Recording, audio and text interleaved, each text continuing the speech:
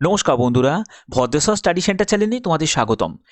তো তোমাদের এএআই এর তরফ থেকে অর্থাৎ এয়ারপোর্ট অথরিটি অফ ইন্ডিয়ার তরফ থেকে সম্পূর্ণ পার্মানেন্টভাবে নিয়োগ বিজ্ঞপ্তি প্রকাশিত হয়েছে। তো দেখো, এখানে পার্মানেন্ট পোস্টে তোমাদের নিয়োগ করা হচ্ছে এবং আগেই তোমাদের ক্লিয়ার করে দিই যে ভেন্যু সেন্টার দেখো, অনলাইন এক্সাম হবে কম্পিউটার বেসে। তো সেখানে কিন্তু তোমাদের যে সেন্টার যেগুলো যেগুলো যেসব স্টেট ওয়াইজ যেগুলো পড়বে সেগুলোও কিন্তু এখানে বলা আছে এবং তোমাদের এই সব স্টেটেই কিন্তু তোমাদের পোস্টিং হবে। এইসব স্টেটেই কিন্তু তোমাদের পোস্টিং হবে, কিন্তু পোস্টিং কিন্তু তোমরা চাইলে ওয়েস্ট বেঙ্গল চুজ করতে পারো, বিহার চুজ করতে পারো, ওড়িশা চুজ করতে পারো, ছত্তিশগড়, ঝাড়খণ্ড, সিকিম, আন্দামান নিকোবর এটা তোমরা চুজ করতে পারো। বাদবাকি প্রত্যেকে কিন্তু আবেদন করতে পারবে। আর সবথেকে যারা পশ্চিমবঙ্গের যারা ক্যান্ডিডেট তাদের জন্য সবথেকে বেশি বড় অপরচুনিটি কেন, কারণ তোমাদের পশ্চিমবঙ্গের মধ্যেই কিন্তু তোমাদের পোস্টিংটা হয়ে যাচ্ছে এবং এক্সাম সেন্টারটাও তোমরা এখানেই পেয়ে যাচ্ছ। আরও বিস্তারিত তথ্য থাকবে এই ভিডিওতে। তোমরা জানো কম্প্যাক্ট ইনফরমেশন সবসময় ভদ্রেশ্বর স্টাডি সেন্টার তোমাদের জন্য প্রোভাইড করে থাকে। তো এখানে দেখো যে তোমাদের ইম্পর্টেন্ট ডেটস অর্থাৎ কবে থেকে তোমাদের আবেদন শুরু হচ্ছে। আবেদন শুরু হচ্ছে 30শে ডিসেম্বর 2024, মানে এখনও আবেদন শুরু হয়নি, 30 তারিখ থেকে তোমাদের আবেদন কিন্তু শুরু হয়ে যাবে। একদম লেটেস্ট আপডেট তোমাদের কাছে দেওয়া হচ্ছে এবং আবেদনের শেষ তারিখ হচ্ছে 28শে জানুয়ারি 2025। ক্লিয়ার? এখানে তোমাদের আবেদন মূল্য জমা দেওয়া বা আবেদন করার শেষ তারিখ হচ্ছে 28শে জানুয়ারি 2025, যেটা তুমি debit card, credit card, UPI বা নেট ব্যাঙ্কিং যে কোনো অনলাইন মোডে কিন্তু তোমাদের আবেদনকেও করতে হবে, আবেদনও অনলাইনে করতে হবে এবং আবেদন মূল্যও কিন্তু তোমাদের অনলাইনেই কিন্তু জমা দিতে হবে। ঠিক আছে? এখানে কিছু জেনারেল টার্ম অ্যান্ড কন্ডিশন তোমাকে ফলো করতে হবে। যেহেতু তোমাদের এই নিয়োগটি করা হচ্ছে জুনিয়র অ্যাসিস্ট্যান্ট পোস্টে নিয়োগ করা হচ্ছে, জুনিয়র অ্যাসিস্ট্যান্ট পোস্টে কিন্তু এই নিয়োগটি করা হচ্ছে, যেখানে কিছু জেনারেল ইনস্ট্রাকশন তোমাদের ফলো করতে হবে। দেখো, আবেদন করার আগে যেহেতু তোমাদের অনলাইনে আবেদন হচ্ছে, তো সেক্ষেত্রে তোমাদের কিন্তু ভ্যালিড মেল আইডি এবং মোবাইল নাম্বার প্রপার কমিউনিকেশনের জন্য কিন্তু ইনপুট করতে হবে এবং সঠিক ইনপুট করতে হবে। Scan copy of recent passport সাইজের কালার ফটোগ্রাফ এটাও কিন্তু প্রয়োজন, কিন্তু এটা কিন্তু মাথায় রাখবে 3 মাসের বেশি পুরনো কিন্তু হলে কিন্তু হবে না। Clear? Candidates should ensure that the same photograph used throughout this recruitment process, অর্থাৎ তুমি যখন ফাইনালি যখন ডকুমেন্ট ভেরিফিকেশনে যাবে তখন কিন্তু তোমার যে যে ফটোগ্রাফটা দিয়ে তুমি আবেদন করেছিলে সেই ফটোগ্রাফটাই কিন্তু তখন কিন্তু চাই। তখন তো হয়তো 3-4 কপি তোমাদের লাগবে এক্সট্রা। এবার স্ক্যান সিগনেচার, সেটাও তোমাদের সিগনেচার স্ক্যান করতে হবে। তো আপাতত এই ডকুমেন্টসগুলো তোমাদের অবশ্যই কিন্তু রেডি রাখতে হবে। ঠিক আছে?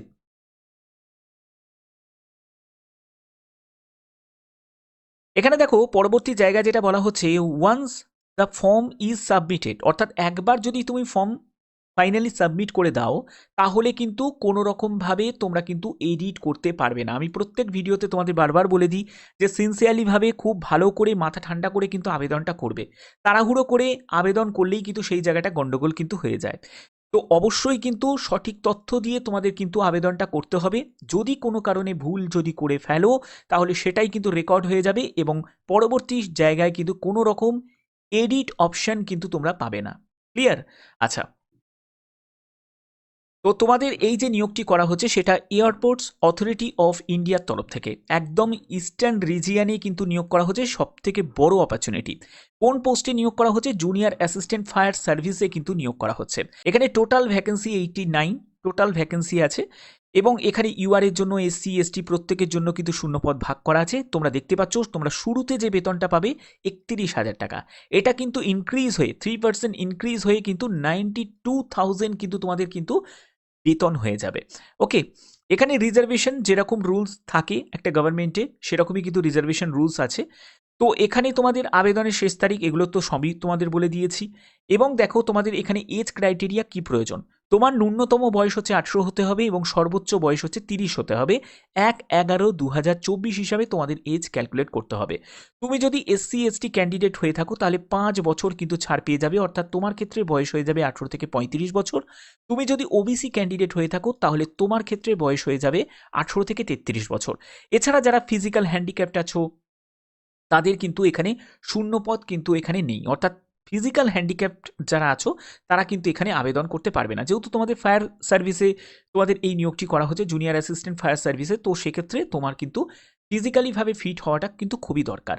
আচ্ছা, এবার দেখো যে তোমাদের এখানে যোগ্যতা কি প্রয়োজন। আমি যোগ্যতার ব্যাপারটা ক্লিয়ার করি। এডুকেশন কোয়ালিফিকেশন দেখতেই পাচ্ছ। তুমি যদি মাধ্যমিক পাশ করে থাকো, 3 বছরের যদি তোমার ডিপ্লোমা করা থাকে মেকানিক্যাল, অটোমোবাইল বা ফায়ার নিয়ে, তাহলে কিন্তু তুমি আবেদন করতে পারো। মানে হচ্ছে মাধ্যমিক সঙ্গে পলিটেকনিক যদি তোমার করা থাকে, তাহলেও তুমি আবেদন করতে পারবে। অথবা দেখতেই পাচ্ছ, অথবা অথবা তুমি যদি যে কোনো শাখায় উচ্চ মাধ্যমিক পাশ করে থাকো, তাহলেও কিন্তু আবেদন করতে পারবে। অর্থাৎ প্রত্যেকের জন্যই কিন্তু, মানে টেকনিক্যাল নন টেকনিক্যাল প্রত্যেকের জন্যই কিন্তু ব্যাপারটা সেট করা আছে। ক্লিয়ার? আচ্ছা, এছাড়া তোমাদের কি প্রয়োজন? এছাড়া হচ্ছে ড্রাইভিং লাইসেন্স অবশ্যই কিন্তু তোমাদের থাকতে হবে, সেটা এলএমবি, এইচএমবি। দেখো এখানে কিন্তু সম্পূর্ণ পরিষ্কার করা আছে যে নয় তোমাদের হেভি মোটর ভেহিকেলসের থাকতে হবে, না হলে লাইট মোটর ভেহিকেলসের 2 বছরের থাকতে হবে। যে কোনো ড্রাইভিং লাইসেন্স কিন্তু প্রয়োজন আছে। এখানে তোমাদের ফিজিক্যালিভাবে ফিট হওয়াটা খুব দরকার। মেল ফিমেল বোথ ক্যান্ডিডেটই কিন্তু আবেদন করতে পারবে। ঠিক আছে? 6 হচ্ছে দৃষ্টিশক্তি থাকতে হবে বোথ আইতে উইদাউট গ্লাসেস। এবার নিয়ার ভিশনের ক্ষেত্রে N5 কিন্তু নিয়ার ভিশন, অর্থাৎ চোখের কন্ডিশন ভালো থাকতে হবে। কালার ভিশন টেস্ট কিন্তু সেটাও কিন্তু নর্মালি হবে। তারপরে নাইট ব্লাইন্ডনেস টেস্ট, তারপরে ফিল্ড ভিশন টেস্ট, তারপরে হচ্ছে রিফ্লেক্টরি যদি কোনো রকম এরর থাকে সেটা কিন্তু কোনো রকমভাবে অ্যাকসেপ্ট কিন্তু এখানে করা হবে না।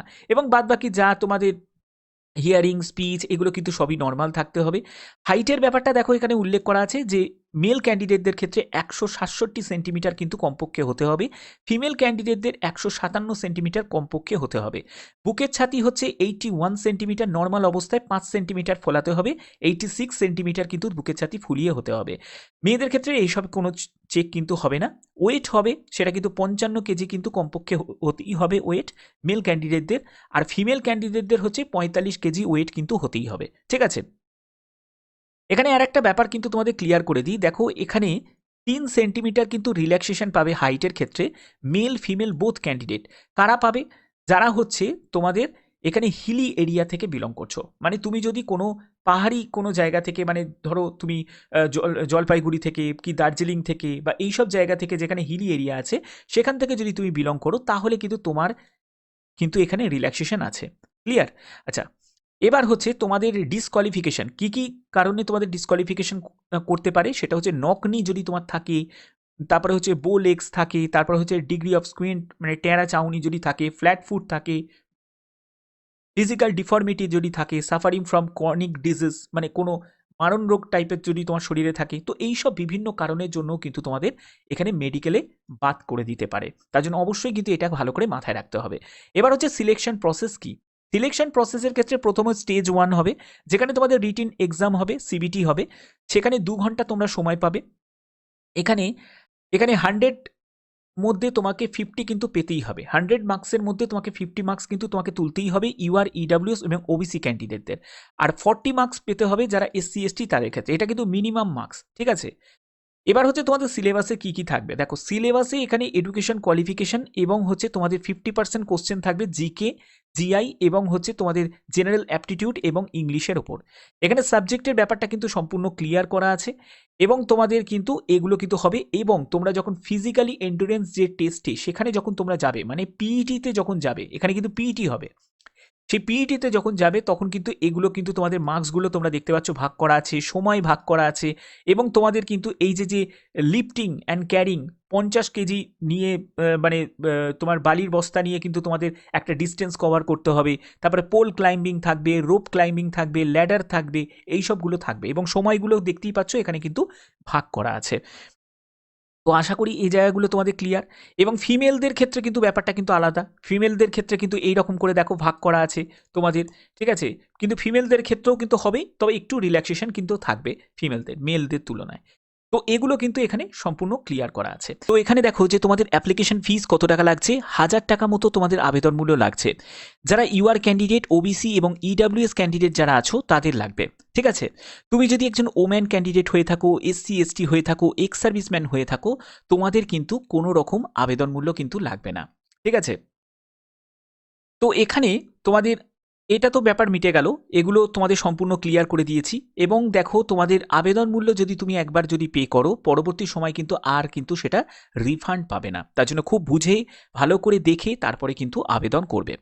আবেদন করা কিভাবে করতে হবে স্টেপ বাই স্টেপ সেটা রিলেটেড যদি তোমরা ভিডিও চাও তাহলে অবশ্যই কমেন্টে জানাতে পারো, তাহলে আমি সেই রিলেটেড ভিডিও তোমাদের দিয়ে দেবো। এখানে দেখো তোমাদের স্টেপ 1-এ তোমাকে ফলো করতে হবে, একটা সাইন আপ করতে হবে, যেখানে তোমাদের পোস্ট অ্যাপ্লাইড অর্থাৎ তুমি যে পোস্টে আবেদন করছো জুনিয়র অ্যাসিস্ট্যান্ট পোস্টে, তো এই পোস্টটায় চুজ করতে হবে। তারপরে হচ্ছে candidate name, mail ID, mobile number বসাতে হবে।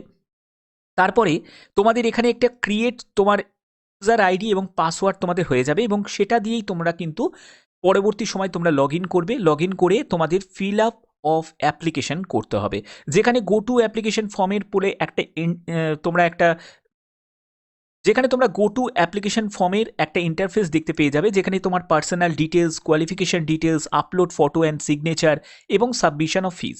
তাহলে আপাতত আমরা এটাই বুঝতে পারছি যে এখানে কোনো রকম কিন্তু আদার্স কিন্তু কোনো ডকুমেন্টস কিন্তু লাগছে না, প্রথমেই লাগছে না, যখন তোমার ডিবি হবে তখন কিন্তু তোমাদের লাগবে। যেখানে দেখো তোমাদের ফটো সাইজও এখানে কিন্তু উল্লেখ করা আছে, সিগনেচার বলা আছে 50 কেবির মধ্যে, কিন্তু মিনিমাম ম্যাক্সিমাম হচ্ছে 100 কেবির মধ্যে, ঠিক আছে। তো এখানে যে সাপোর্টিভ যেসব ডকুমেন্টসগুলো যেগুলো বলছে যে আচ্ছা, এখানে দেখো পরবর্তী যেটি বলা হচ্ছে please scan and upload relevant certificate, অর্থাৎ এই যে যেগুলো লাগবে সেগুলো হচ্ছে আবেদন করার সময়, যেমন হচ্ছে মাধ্যমিকের সার্টিফিকেট যেটা ডেট অফ বার্থের প্রুফ হিসাবে লাগছে, এডুকেশন কোয়ালিফিকেশন তোমার যা সার্টিফিকেট সেটা কিন্তু তোমাদের লাগবে, তারপরে হচ্ছে তোমাদের কমিউনিটি সার্টিফিকেট মানে কাস্ট সার্টিফিকেট সেটা লাগবে, তুমি যে পশ্চিমবঙ্গের যে বাসিন্দা সেটার জন্য তোমাদের অবশ্যই একটা রেসিডেন্সিয়াল সার্টিফিকেট বা ডোমিসাইল সার্টিফিকেট তোমাদের প্রয়োজন হবে, ঠিক আছে। এর জন্য হয়তো তোমাদের আধার কার্ড দিলেও হয়তো চলে যাবে, বা তোমরা তোমাদের যদি মিউনিসিপ্যালিটি এরিয়া হয় তুমি কোনো কাউন্সিলরের কাছ থেকেও কিন্তু এটা পেয়ে যাবে, বা মিউনিসিপ্যালিটি থেকেও কিন্তু তুমি এটা পেয়ে যাবে। আর যারা গ্রাম থেকে বিলং করছো তারা গ্রাম পঞ্চায়েতের কাছ থেকে কিন্তু এই রেসিডেন্সিয়াল সার্টিফিকেটটা তোমরা পেয়ে যাবে, ঠিক আছে। এখানে তোমাদের সম্পূর্ণ ব্যাপারটা তোমাদের এখানে ক্লিয়ার করা আছে।